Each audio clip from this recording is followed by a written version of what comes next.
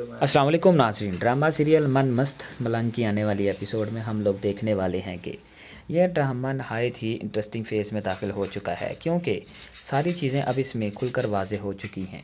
जो रिया है वो भी अब जान चुकी है कि कौन उसका अपना है और कौन उसका पराया।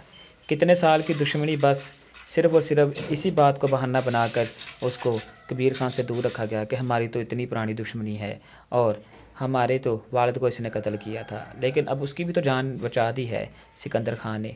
अब उसको क्या रिवॉर्ड मिल रहा है? अब भी तो सिर्फ वो बेचारा सबकी ज़्यादतियों का निशाना ही बन रहा है। सब अभी भी उसको ही बुरा कह रहे हैं। होना तो ऐसे चाहिए था जैसे उसने मेरी जान बचाई है, सब उसको अप्रिशिएट करते, क्योंकि उसने एक अच्छा काम किया था। जिसके साथ आपने मेरी शादी की थी फराज, वो तो था ही धोखेबाज। आपने मेरी मंगनी उसके साथ फ़िक्स की।